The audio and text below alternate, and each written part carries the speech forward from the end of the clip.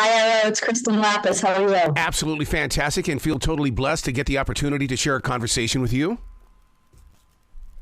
Oh, thank you for having me. Well, I'll tell you what, Kristen, you are doing something here that needs to be done. And because, for the longest time, I've always asked, why aren't women in the NBA? No. You're proving that the women can stand on their own, make their own history. And with Caitlin, Kiki, and Kamilla, this is a journey that needs to be just played out, and you're doing it on ESPN. We received an amazing platform. The show actually premiered this weekend on ABC in primetime. So, kudos to ESPN and ABC for really propping us up and giving us a big platform and stage to showcase these three amazing women's stories. So I've got to ask you the question in the way of when people say that, let's say, Mental Health Month is the month of May. I think Mental Health Month should be every month. The same is true about women's basketball. We need to be talking about this year round. I've always felt that way. So, I've made a career out of telling women's sports stories, and I think it's really important, especially because once you understand that the stakes, the conflict, the rivalries are as intense as the men's sports, it's like you're all in. It's just nobody's told those stories. And so I've kind of, again, dedicated my career to making sure those stories are told, because I think once they're out in the universe, people want to watch and they want to see these women play and succeed. And so thank you, because it's really important to me that these women's stories be shared. Yeah. Why is it that I feel like that we're back in the days of Billie Jean King? It seems like everybody wants to take on Caitlin, and I'm talking about the guys. Is it jealousy or is this marketing?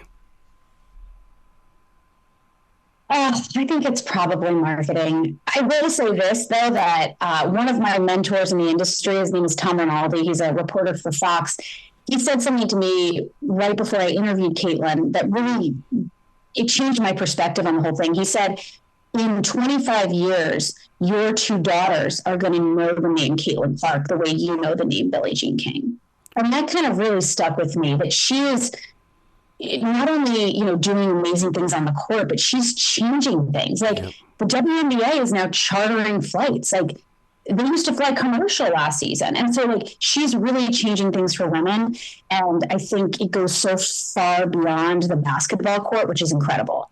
I hope you're keeping beautiful notes, because what she's going to do to WNBA is this is going to be changing the future of basketball. I would love to go into these high schools and see how Caitlin has inspired these up and coming shooters. I think that, somebody told me a story the other day that they're 14-year-old boys were saying, and we're going to take a Caitlin Clark from the logo.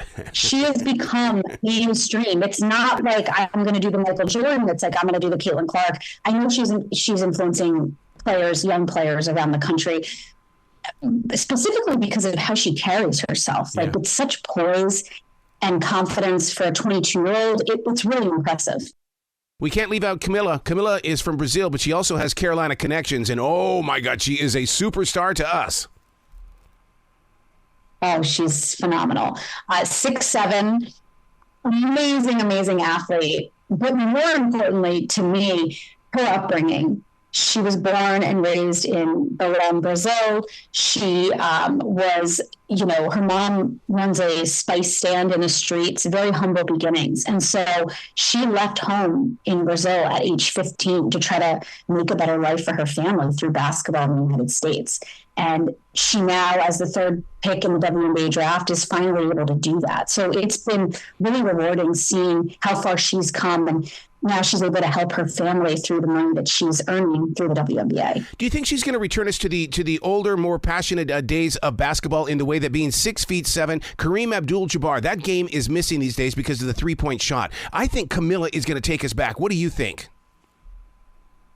I love that comparison. Watching her play, just her defense, the way that she blocks shots, how quick her footwork is for a 6'7" center. I mean, it's remarkable, and I hope she brings back that fascination in the five position, in the big man position, because she absolutely deserves it. And I think that coming into the season, everyone thought she was good, but I don't think people realized how good she was. And I think she's going to take the WNBA by storm. Yeah. Speaking of good and great, Kiki Rice, I think she's the Cal Ripken of this next generation. I love that. These analogies are amazing. I couldn't agree more. She's an upcoming junior, so she still has 2 years of eligibility left in college. And comes from an elite political upbringing in DC, and she just has it. Like, she has that quiet confidence.